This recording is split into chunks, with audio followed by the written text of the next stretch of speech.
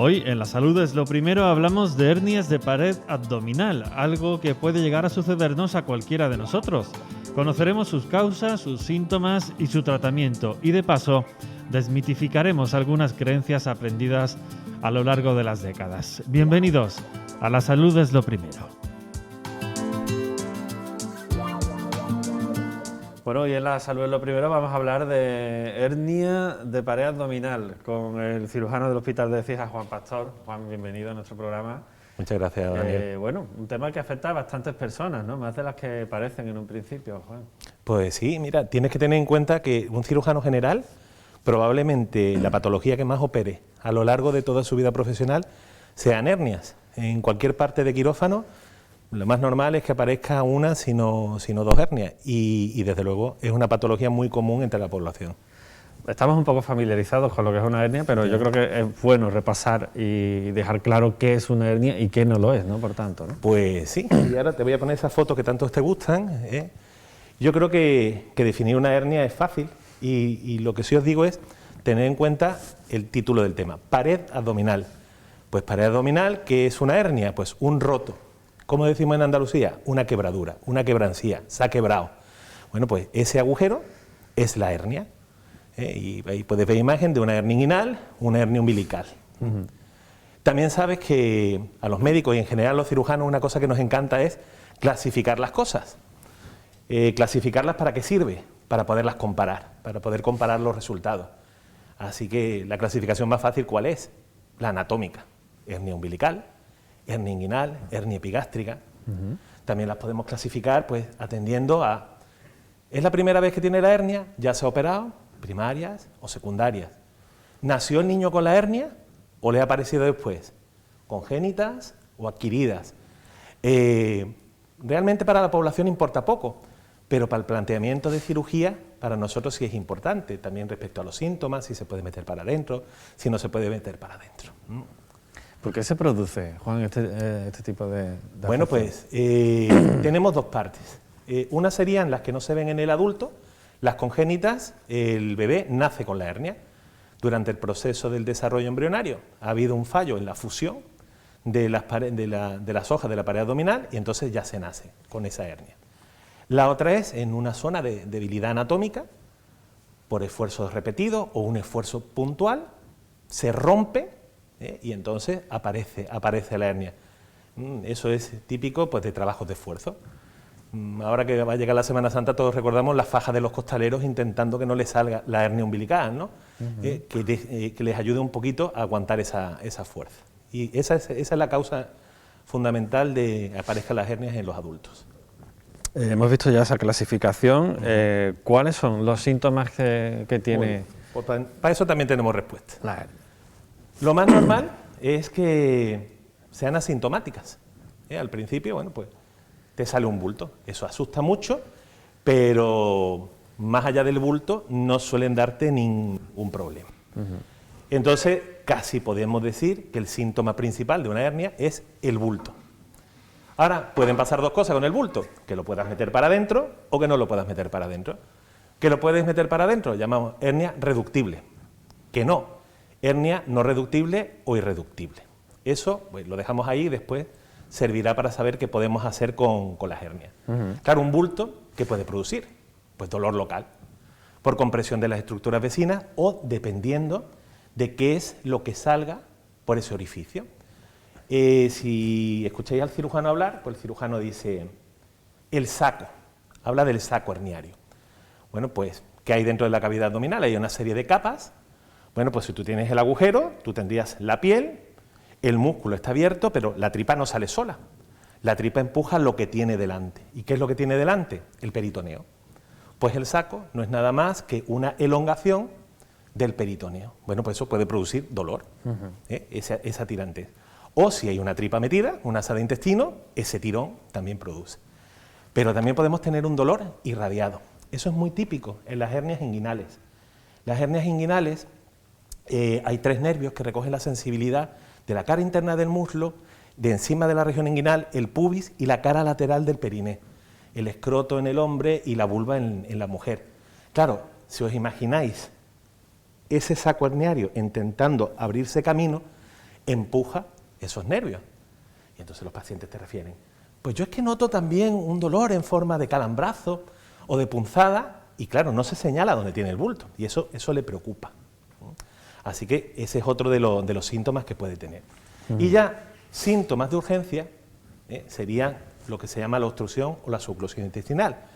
Se queda la tripa fuera, no puede meterse para adentro, y como digo yo, el garbanzo ya no puede pasar por ahí, se produce una obstrucción intestinal, pero eso es infrecuente, también después lo comentaré, y suele ser causa de consultar por urgencia, no de la consulta. Bueno, esos son los síntomas principales. Hay una serie de mitologías en torno a las hernias, como por ejemplo el uso de las fajas, de los bragueros. Muy bien, muy bien, porque mira, tenemos, si esto quiere, ¿qué es un braguero? Yo reconozco que hasta que no llegué a sexto de medicina nunca había visto un braguero. Y cuando yo vi ese braguero me pareció un instrumento de tortura medieval. Eso sí, lo parece. O sea, un cinturón que cruza por aquí, otro por acá, y ahora algo que tiene forma más o menos triangular y que empuja sobre el orificio inguinal superficial para que no salga la tripa. Esto durante mucho tiempo se decía a los pacientes, era bueno, evitabas operarte. No, era un poco, no te operes, y luego cuando te operabas decías tú, maldito braguero. ¿Por qué? Porque eso, decía, está la hernia encallecía, costaba más operarla, despegarlo. Esto es ahora mismo un poco, igual que la faja, a gusto del consumidor. Si tú estás cómodo y mientras estás esperando para operarte, y afortunadamente en nuestro hospital el tiempo no es mucho, bueno, pues si quieres estar cómodo y que no se te salga la hernia para afuera o no tenerla que estar metiendo para adentro, lo puedes utilizar. Pero como recurso a largo plazo no es recomendable porque puede dar más complicaciones que beneficio. Otro gran mito es el miedo a la encarceración, la estrangulación. ¿Qué es la encarceración? Por lo que decíamos antes. La hernia sale para afuera y no se puede meter para adentro. Si esa hernia pasa mucho tiempo fuera, empieza ya también a sufrir el asa de intestino, no le llega riego sanguíneo y entonces eso puede terminar produciendo una peritonitis, una necrosis. Vale. En nuestro medio, en nuestro entorno, ¿eso en qué probabilidad se produce? Pues 1, 2 de cada 100.000. Ahora que estamos, el 100.000 lo tenemos muy claro con el COVID, claro, sí. Pues eso es muy poco, Pero además yo siempre, cuando el paciente viene, quiere operarse, y una de las cosas que tiene es el miedo a tenerse a la encarceración, yo le cuento siempre lo mismo. El día más difícil del mundo, de noche, invierno, lloviendo, ¿cuánto tiempo tardas en llegar de tu casa al hospital, donde tenemos la suerte de que hay cirujano de guardia 24 horas al día, 365 días al año? Lo vamos a poner que sean 2 horas, 3 horas. Pues desde que se instaura, sale la hernia y no se puede meter para adentro, tenemos un margen de unas 6 horas para intentar reducirla, y bueno, si no, pues te operas de urgencia. O sea que tampoco es una cosa que tenga que motivar el que tú te metas a quirófano si no lo tienes claro, por miedo, que nunca es un buen consejero el miedo para operarte de nada. Pasa que suelen ser cosas que nos asustan, ¿no? Claro, cuando vemos además algo... es una pregunta muy común. Dice, ¿qué riesgo tengo de que esto se me salga la hernia fuera y no la pueda meter para adentro? ¿Y qué pasa si un paciente no se opera? ¿Es siempre la operación el tratamiento, digamos, de la hernia? Pues esta pregunta hace 10, 15 años, yo creo que los profesores míos de cirugía me hubieran dicho que me quitaran el título. Hernia era igual a cirugía. Ya no es así. Muchas veces en las revisiones de trabajo se detecta una pequeña hernia que ni el mismo paciente conocía y entonces no hay por qué operarla. Nosotros no operamos enfermedades, operamos enfermos y no pasa nada. También contamos con una ventaja. Yo, desde que trabajo en un hospital en modelo de alta resolución, tú puedes decir hoy que no te operas y dentro de 2 meses vienes y te quieres operar, y no es como los grandes hospitales que esto te suponga una larguísima lista de espera donde tú dices a repetir de mucho, ¿no? Nosotros aquí nos movemos dentro del margen que nos dan los decretos de la Junta de Andalucía, de esos 120 días, y bueno, pues si tú ahora mismo no lo tienes claro, otros motivos son motivos ahora mismo pues laborales. Mira, me viene fatal, acabo de empezar a trabajar, yo en estos momentos no pasa nada. Sobre todo se les explica qué pueden hacer para que no aumenten sus síntomas y se les recuerda que en caso de que haya cualquier problema, que se vengan por urgencia. Así que tampoco es obligatorio operarse. Lo contrario tampoco es bueno, el aguantar y operarte en el último momento. Ya in extremis, ¿no? Efectivamente. Seguimos rompiendo mitos, si te parece, Juan. Venga. La recidiva, la reproducción de la hernia. Vale. Eso fue, mejor dicho, durante mucho tiempo, el gran caballo de batalla de las sociedades científicas de la cirugía. Bajar la recidiva. Había series en hospitales que se dedicaban mucho a esto, que presumían de tener una recidiva inferior al 10%. A uno de cada 10 pacientes se le reproducía. Actualmente se entiende, de lo que nosotros llamamos el gold estándar, el patrón dorado, tiene que estar en 0,102%, es decir, 1 o 2 por 1000. ¿Qué es lo que pasó? Pues que aparecieron las mallas. Aparecieron las mallas y te voy hablando ya de otro mito más, y lo cambiaron todo. Lo cambiaron todo por completo. Nosotros antes reparábamos con los mismos tejidos del paciente. Claro, entendemos que si los tejidos estaban rotos, volvemos al ejemplo de la pared, el tabique. Oye, si tú tienes que aprovechar un tabique que ya está cayéndose a cachos, los mismos cachos, para ponerlo o intentar aproximar esos cachos, pues no funcionaba. Es verdad que tú veías hospitales que se dedicaban a operar hernias y tenían buena casuística, pero no era así en todos los hospitales y en todos los centros. También había mucha más variabilidad, dependiendo de la técnica, del cirujano, del tipo de anestesia, y apareció la CMA. La CMA, sabéis que es un modelo, la cirugía mayor ambulatoria, donde en realidad es hacer lo mismo que hacíamos antes, pero con otro tipo de procedimiento, fundamentalmente de tipo anestésico. Mejoraron los antibióticos y, sobre todo, mejoraron las mallas. Y ahora, pues vamos a hablar de eso. ¿Me pondrán mallas? Entonces, hay personas mayores que se enfadan cuando le decimos que sí. No, yo no quiero mallas. Es que, mira, tú no puedes elegir. O sea, tú puedes decir, como mucho me opero o no me opero, pero ya la técnica... ¿Por qué? Bueno, pues os cuento un poquito. Durante muchos años se estuvo buscando lo que se llama la malla ideal. Eso hay trabajos que describían hasta 32 propiedades que tenía que tener una malla. Pero fundamentalmente eran dos grandes grupos. Mallas macroporosas y mallas microporosas, o que no tenían poro. Al final, si recordáis, que éramos jóvenes, finales de los 90, por ahí, mucha gente decía, es que a mi familia le han puesto una malla y la está rechazando. Bueno, pues, entonces, ¿qué es lo que pasa? Pues mira, pasa esto. Llegó el polipropileno. El polipropileno es un material, que es el que nosotros utilizamos en las mallas, que tiene una característica. Tiene un poro amplio. ¿Y ese poro para qué sirve? ¿Cómo funciona la malla? Porque claro, la gente te dice, se cree que es como si fuera una red. Se pone una red que va a contener y no va a dejar que salga la tripa para afuera. No, ni muchísimo menos. Ese era el principio de las mallas que se rechazaban. Se ponían tensa como el pellejo de una pandereta y aquello, claro, aparte de que producía dolor, no se incorporaba nunca al cuerpo. Pues no.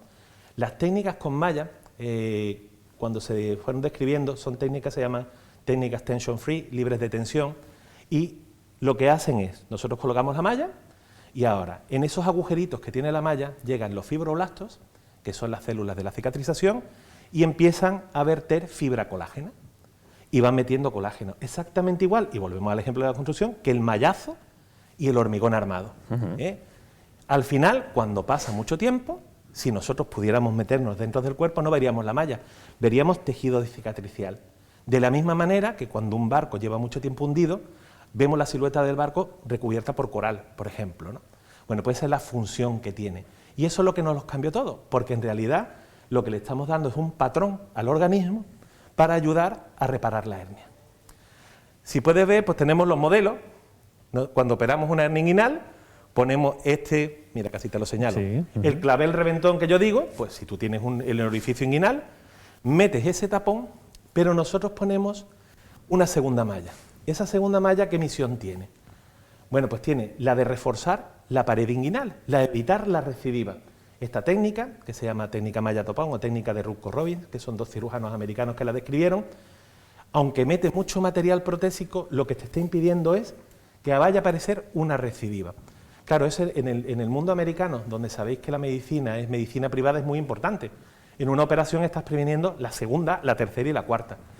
Nosotros pues la aprovechamos esa técnica. Pero bueno, hay veces que el orificio es pequeño y no hace falta poner el tapón, Bueno, pues utilizamos otra técnica, la de Liechtenstein, donde nada más que ponemos la malla. La malla que está en el centro es una malla bilaminar. No os he contado, el polipropileno es fantástico, lo queremos mucho, pero tiene un problema. No se puede poner dentro de la cavidad abdominal. Es como un velcro. Entonces, si tú lo pones dentro, todo el contenido intestinal se termina pegando. Y eso puede producir complicaciones. ¿Qué dijeron las casas comerciales? No te preocupes, nos vamos a inventar algo. Esa malla que no queríamos porque no se incorporaba al cuerpo, se la vamos a poner por debajo y vamos a hacer una malla dual. Por encima polipropileno, por debajo PTFE, o en este caso, la que te muestro ahí, es film de celulosa. La puedes poner dentro de la cavidad abdominal, pero las asas de intestino, el epiplon y el contenido no se va a enganchar, no se van a pegar y no va a producir esas complicaciones.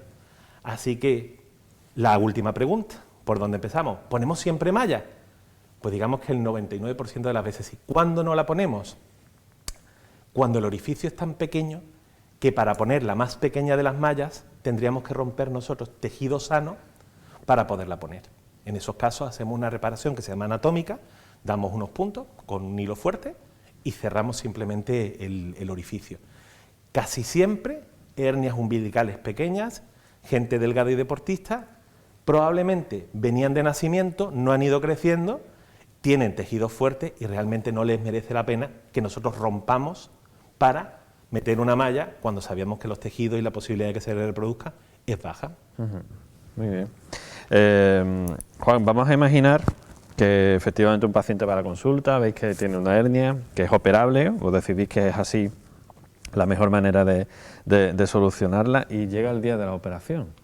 Muy bien. ¿Cómo es todo ese proceso de la pues operación? esta es una cosa que incluso si en el modelo en el hospital antiguo me gustaba, desde que nos trasladamos al hospital nuevo yo estoy enamorado. A mí el modelo de cirugía mayor ambulatoria, tuve la suerte de empezar a trabajar cuando se empezó en España y me encanta porque hace que el paciente, primero tiene un alto nivel de seguridad. Entonces, ¿qué es lo primero? Llega el paciente, entra por la puerta principal, al hall, se va al mostrador. Y en el mostrador le toman los datos de filiación y utilizando el lenguaje de nuestros pacientes, que siempre tienen a hacer un símil, y en este caso es gracioso, le pone la pulserita del todo incluido. Vale, pues esa pulsera recoge los identificadores válidos, su nombre, su fecha de nacimiento, DNI, número de historia, el NUSA, y a partir de ese procedimiento, como el paciente después va a estar sometido a una premedicación, le van a dar unas pastillitas para que se desconecte un poquito, pues si no te contesta, miras la pulserita. En época COVID, solo puede pasar un familiar, hay una serie de puertas cerradas y llega a la sala de espera. Ahí está esperando con su familiar hasta que sale un auxiliar y lo pasa a un vestuario. Un vestuario donde solo está él, tiene una taquilla individual con una llave donde deja todas sus cosas y ya pues se pone la ropita, la batita que nosotros utilizamos para el proceso de la intervención y pasa a la sala de preparación. En la sala de preparación le toman las constantes y empezamos con el segundo procedimiento de seguridad. Eso no solo es para las hernias, es para todo el paciente que entra en quirófano. El personal de enfermería te pregunta sobre tus alergias, si vienes en ayunas, la medicación que te has tomado, si sabes de qué te vas a operar y si sabes de qué lado te vas a operar. Nosotros ya le hemos avisado en la consulta que no se asusten, que nosotros lo sabemos, pero cuando tú puedes tener lado izquierdo o lado derecho, como también tenemos un tercer procedimiento, cirugía en el lugar donde se tiene que realizar. Y después con un rotulado, si te operas del izquierdo te ponen un punto gordo, si te operas del derecho te ponen un punto gordo. O sea que vamos ahí siempre. Y empezamos, todo eso se recoge además en un documento. Te quedas ahí, te cogen el suero y ahora, pues normalmente los cirujanos, por lo menos a mí, no me gusta conocer al paciente en la puerta de quirófano, si no he sido yo el que lo he apuntado en la lista de espera, voy y lo saludo, me presento, confirmo, de otra manera ya no le pregunto de qué lado, sino le digo, es derecha, ¿verdad? Entonces, sí, es derecha. Y ya nos vamos a quirófano. ¿Tipos de anestesia? Pues mira, las más normales. La anestesia neuroaxiales, la anestesia raquídea, que es como el epidural de las embarazadas, por entendernos, anestesia local y sedación, en el suero te ponen una sedación, tú te quedas cuajadito, nosotros ponemos anestesia local y te operamos, y es raro que un paciente se tenga que operar con anestesia general, pero a veces pasa, unas hernias que puedan llegar muy altas o que sean grandecitas, claro, el nivel al que puede llegar la anestesia raquídea es un poco por encima del ombligo, no mucho más, sino paralizaría los músculos del diafragma y el paciente no respiraría. Así que el 95% lo resolvemos o más con anestesia local o anestesia raquídea. Lo operamos, le ponemos su malla y ahora pues el paciente y el cirujano se separan. El paciente pasa a la unidad de recuperación posanestésica, que es como modernamente le llamamos a la sala de despertar de toda la vida, y el cirujano se va a hacer lo que más le gusta, que es escribir. Se pone a hacer todos los informes, tiene que rellenar la hoja operatoria, el tratamiento, la hoja de alta, la receta 21, y cuando termina se va a hablar con la familia. Lo mismo que le decimos a la familia, después se lo decimos al paciente, y es lo mismo que lleva en el informe de alta. Eso lo decidimos así, y lo hace así todo el hospital, para que después el paciente no diga, ay, o el familiar sobre todo, ¿qué me dijo el doctor? ¿Cuándo le teníamos que quitar el punto? Nosotros toda la información siempre la vamos a dar por escrito. Una vez que hablamos con la familia, vemos otra vez al paciente, y el paciente está, cuando ya pues, se le mueven las piernas o cuando ya está más espabiladillo, lo vuelven a pasar a la sala de recuperación, que es más o menos el mismo sitio donde le cogieron el suero. Ahí permanece hasta que cumple los criterios de alta, se avisa al familiar, se vuelve a vestir y marcha para casa. Eso es lo que más me gusta, es decir, si te das cuenta, el paciente no mira una cama, no mira una habitación. Que en algún momento no cumple los criterios de alta, que eso no significa que haya habido una complicación. A lo mejor no ha orinado, o a la hora de orinar son las 8 de la tarde y el paciente no es de aquí de Écija, se tiene que desplazar, pues se queda aquí ingresado, pasa la noche y por la mañana se va. O sea que no cumplir criterios de CMA no significa necesariamente que haya habido una complicación, simplemente que no los cumple, y nosotros no tenemos ninguna presión por parte de nadie en dar altas. No nos gusta eso de, a mí me echaron del hospital, no, nosotros si vemos, ¿tiene destemplanza o no tiene el dolor controlado? Pues ya está, se queda aquí, al día siguiente se puede marchar tranquilamente para casa. Mejor que aquí, no va a estar en ningún sitio. Hombre, eso seguro. Bueno, eso es en cuanto a la operación, todo el proceso. ¿Y cómo es luego la convalecencia, el posoperatorio? Cosas que tiene que tener en cuenta en común cualquier paciente que se opere de la hernia de cualquier localización. Lo primero, no es necesario el reposo absoluto. Es más, es contraproducente. Nosotros le pedimos una deambulación precoz. Esa deambulación precoz tiene un doble objetivo. Por una parte, que los tejidos rápidamente se amolden y empiece a funcionar el tejido de reparación, el proceso de reparación con la malla, y sobre todo también prevenir en aquellos casos en los que no se le ha tenido que poner profilaxis antitromboembólica, pues si el paciente se queda mucho tiempo quieto, pueden aparecer pues trombosis en las piernas. Entonces nosotros siempre deambulación precoz. Les explicamos, pueden dormir boca arriba, boca abajo, para un lado, para otro, y también les decimos, no me hagas esfuerzos. No, un paciente no va a tener fuerza para, con un esfuerzo que haga, saltar los puntos que sujetan a la malla. Pero lo que se va a hacer es daño. Va a terminar haciendo las cosas de una forma diferente a como las hacía antes, y lo que empezó siendo una hernia izquierda va a terminar con un dolor en la espalda, un dolor en el cuello, un dolor en el hombro. La situación económica que vivimos ahora hace que mucha gente quiera incorporarse precozmente. ¿Qué ejemplo les decimos? Yo le pongo el del futbolista. Un futbolista tiene una micro rotura fibrilar y eso son 2 o 3 semanas.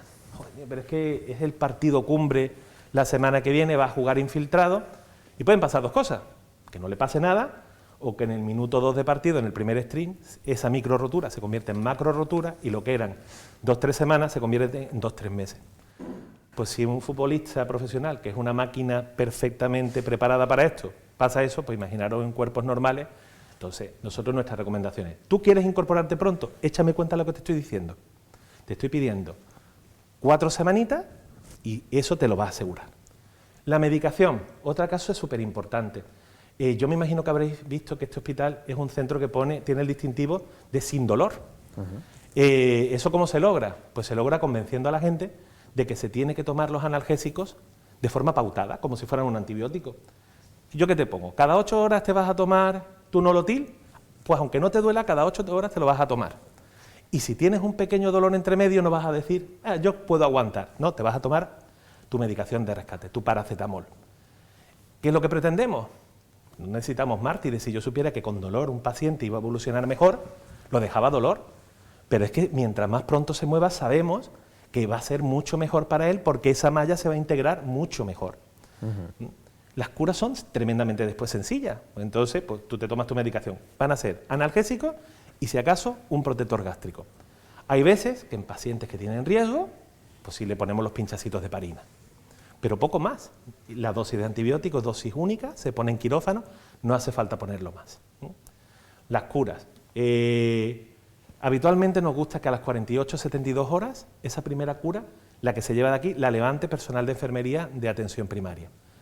Pero luego realmente tú te puedes duchar, secarte y ponerte o povidona iodada o clorexidina y volverlo a cubrir. Nosotros, de todas maneras, en el informe de alta es que lo curen el tiempo que haga falta curarlo. Volvemos a lo mismo, nos enfrentamos al COVID. Si te puedes curar en casa, mejor que tenerte que trasladar al centro de salud. ¿Qué es donde se retiran los puntos? Esa es una de las preguntas que, mira, que nos la hacen, terminan viniendo aquí. No, nosotros le hacemos una revisión en la consulta de enfermería para ver cómo está la herida, para ver si hay alguna complicación, pero los puntos se retiran en su centro de salud. Lo que llamo yo en las actividades cotidianas de la vida, esas desde el principio. Claro, si las actividades cotidianas de la vida tienes la mala suerte de que tienes que cambiar la bombona de butano, que tiees que hacer, te vas a poner a cambiar los altillos, bueno, pues eso no es tan cotidiano, eso siempre va a haber alguien. Pero esa vidilla es buena y os vuelvo a repetir, ayuda a que se integre la malla y a que todo vaya funcionando. Último tema, nosotros en el sistema español, los especialistas, ni damos la baja ni damos el alta. Hay otros países que sí, que el especialista es el que la lleva, incluso parece más lógico, pero la baja la cursa el médico de cabecera y de la misma manera el alta. Entonces, hasta hace unos 8 o 9 años, nosotros todos los pacientes los revisábamos en la consulta. Todos, al mes, venían a la consulta. Una compañera nuestra, la doctora del Álamo, que le encantaba hacer trabajo, hizo un trabajo y se dio cuenta que más del 98% de los pacientes venían para nada. Me explico. Ha ido todo bien, no había que hacerle nada, ya no se estaban tomando calmantes, estaban todos trabajando y eso era, o había pedido un día en el trabajo él, o un familiar o algo. Y ese 2% que quedaba también estaba bien, pero porque había tenido que venir a urgencia y se le había resuelto. Bueno, pues nosotros dijimos, ¿qué es lo que vamos a hacer? No le vamos a dar esa cita la aprovecharemos para otros pacientes, pero le recordamos al paciente, si tiene cualquier cosa, en lugar de ir al médico de cabecera, se viene usted por urgencia, que nos van a llamar, cirujano de guardia, lo que decíamos antes, todos los días del año, y nosotros se lo resolvemos.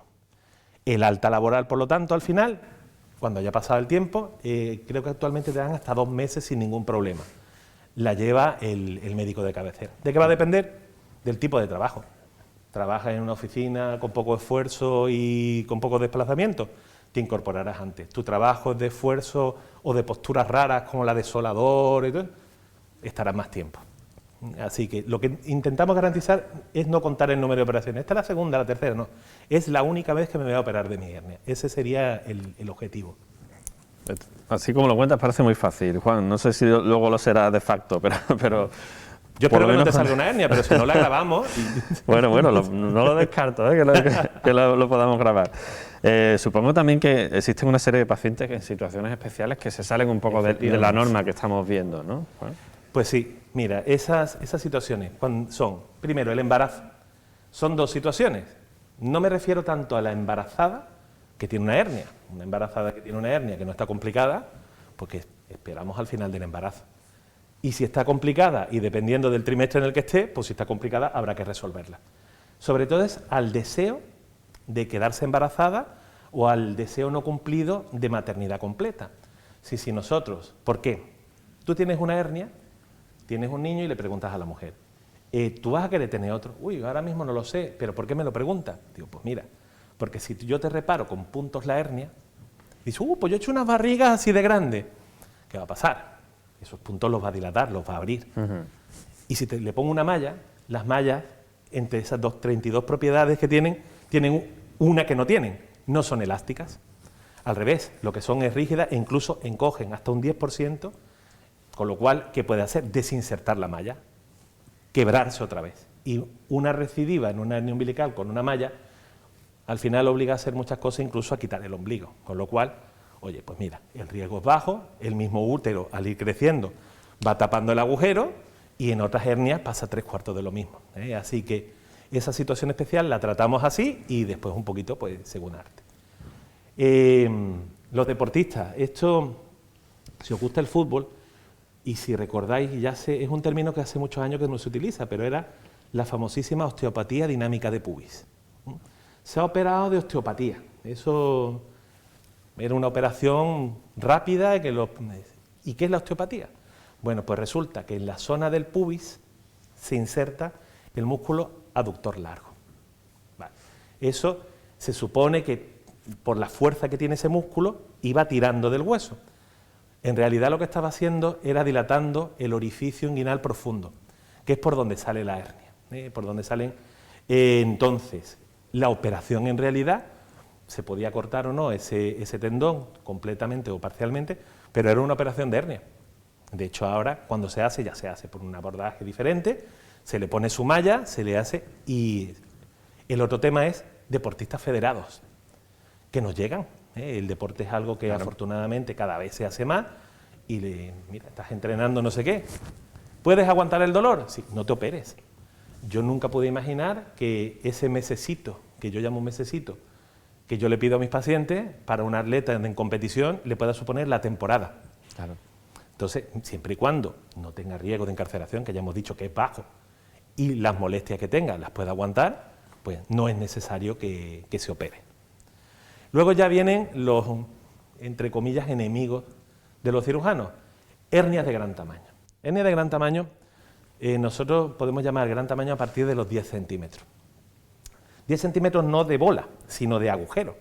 Nosotros lo que medimos cuando hablamos de tamaño, muchas veces tú puedes tener una hernia, que le decimos que son como las hernias como un champiñón, un cabezón muy grande y luego tiene un agujero muy chiquitito. Son muy fáciles después de reparar. Una vez que has conseguido meterlo para adentro, lo tienes todo hecho.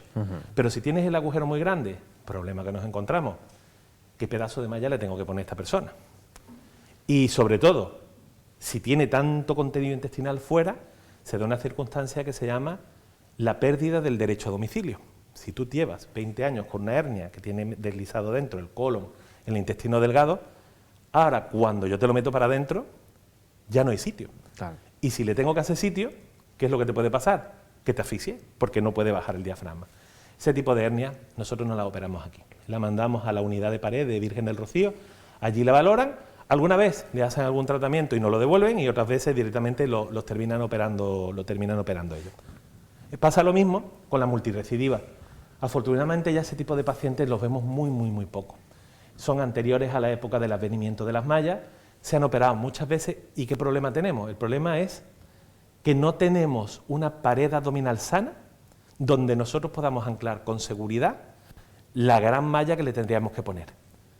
Por una parte. Por otra parte, adherencias que se hayan podido producir del contenido intestinal a las operaciones previas. Esta es la típica cirugía que en el minuto 1 de partido, en lugar de estar reparando, en lugar de estar solucionando el problema, se lo puedes haber agravado al paciente. Este es el tipo de paciente que ni siquiera en la unidad de pared los suelen meter. ¿Qué les dicen? Faja. Hasta que no aparezca algo nuevo que tengamos más claro, faja, porque es mucho el riesgo para el beneficio que podías tener. La intervención de urgencia. La intervención de urgencia es la misma técnica que hacemos con las intervenciones programadas. ¿Cuál es la diferencia?